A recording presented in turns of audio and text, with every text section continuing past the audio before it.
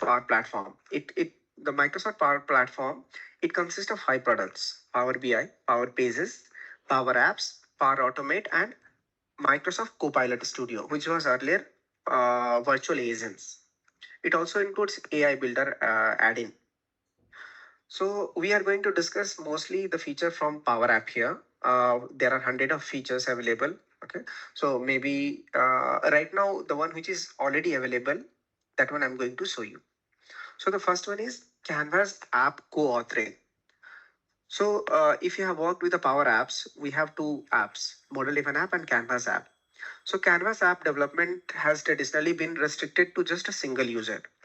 When one user begins creating or developing the app, it becomes locked for that specific user, and it will not allow any other user to open it and make and edit anything. So for example, let's say any of your colleague is editing the app, then the app icon will be appeared on the screen, and when you try to open it, it will open only in the read mode. So they must wait for the initial user to either exit or close the app so that you can start working on this. This was existing. With this 2024 Wave 2 release, this long awaited feature is being introduced, which will allow the user for co-authoring in the Canvas app.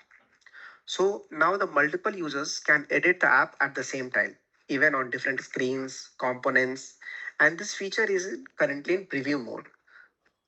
So it can be enabled through the setting in the Canvas app by turning the co-authoring option. First of all, you need to enable that Wave 2 feature. After a short refresh, all the user will get permission, editing permission, and you can even see which screens other users, let's say 5 users, are using.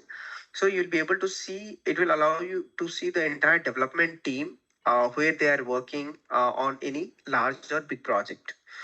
So the main goal of this authoring feature is to make app development more collaborative, similar to how we use Microsoft Word or PowerPoint. So we'll be able to see any changes in the real time, which will greatly enhance the app building experience and will allow all the team members to work on different parts of the app at the same time without waiting for anyone to close or exit the app. So now let me just show you how we can enable this. Okay. For that, hold on. Okay. So let's come here and go to any of your solution or environment. Click on try creating a new app. I'm going to create a new Canvas app. Make sure that the 2024 release Wave 2 is activated in your instance. Okay. Then open any Canvas app here. Let's give it as a name, just 123. Create a new app. And in this app, it's just a simple. We have a toggle option to enable or disable it. Click on this one. First, we need to save the app. If you have not saved, it won't allow you to enable any feature. Now coming here, go to the setting, and in the setting, in the updates, you will see in the preview, we have co-authoring feature. So just enable it. You must save your app before. Okay. So right now I have not added anything here. That's why it's showing save it. So once you have added any feature, added any tables and all, you can simply click on the save button and the co-authoring will be enabled. So this is all, and you can share this. You can it will allow any other users to access the app and work on the different screen galleries, components, and all. The next feature which we have is restore deleted records, which is a recycle bin. Okay. So earlier, restoring deleted record in data was required manual intervention. Sometime we need to contact the Microsoft support team, which was this process was mainly like a lot of time consuming and inefficient, especially whenever sometime we delete the record by accident, which is not supposed to delete. That case, it was very difficult to retrieve that record. So now Microsoft has introduced a recycle bin for Microsoft Dataverse.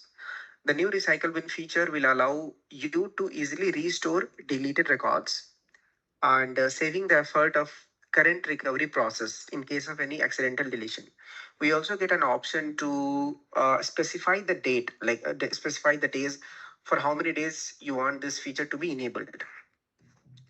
There are some limitations. It won't support virtual tables, elastic tables, and the tables that store solution components. Cool. So that being said, let's see how we can enable it with the demo, and we'll see also by deleting a record and how we can retrieve it back. So coming here again, what we need to do is we need to go to the admin center. So coming here, okay, go to the admin center here.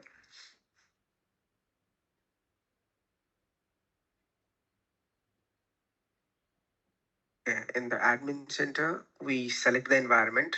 Here again, it is based on the specific environment. You need to enable for the environment where you want to enable this recycle bin. So I'm going to do it for sales trial or sales hub. Okay, go to the setting, and in the setting, I think we should be having somewhere in the features, products, features. Yeah, in the features itself, should be scroll down here. Okay, I have already enabled it. Okay, so if you disable it, by default it will be disabled. Once you enable it, you get an option for how many days you want to enable this feature. Let's say if any record is deleted within 10 days, I want to recover it. Within 30 days, you can specify here, and you can click on save button here.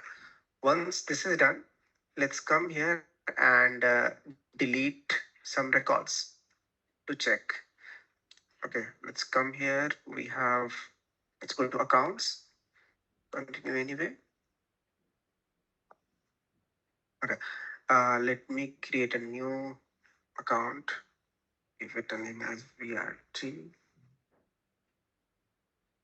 Yeah. Save and close. Okay, so now you can see once again, it's not created, I think. Okay, we have this one. So I'm just going to delete it now. You'll get an confirmation message. Okay, delete it.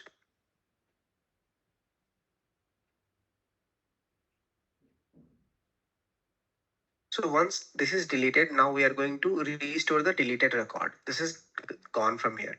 So again, we need to go to the setting here, environment, and in the setting, we have this data management. Select your environment, go to the setting, and in the data management, we should have an option of view deleted records, which is still in preview mode. So here you'll be able to see if you delete any account and it have any related associated leads, opportunity, anything. Even if that is getting deleted, you can just come here and recover it. So this is the one account. I'm just going to restore it.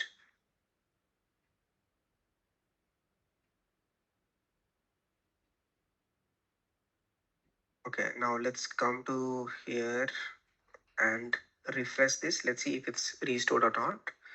Okay, you can see this account is restored. Okay, so this is about restoring. Sorry, one second. We have one more thing here.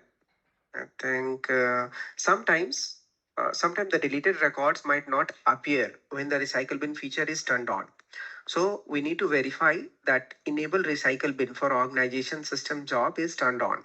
For that, for me, firstly, it was not showing up. So first, you need to go to the Power Platform Admin Center, select the environment, and in the settings, audit log will be there.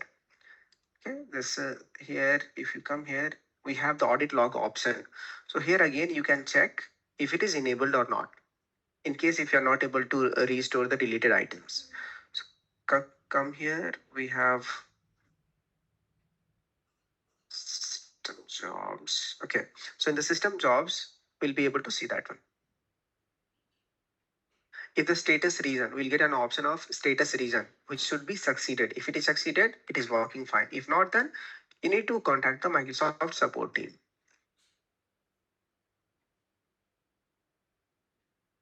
So whenever you go for see any deleted record and all, it will navigate you to a new page, which is a model event app itself. So, and this is taking time. So let's ignore this part and come back here. And mostly for all these informations, I have referred the Microsoft Learn website itself for Dynamics 365 Power Platform, lead qualification. All the information you can access from the Microsoft Learn website itself. So this is all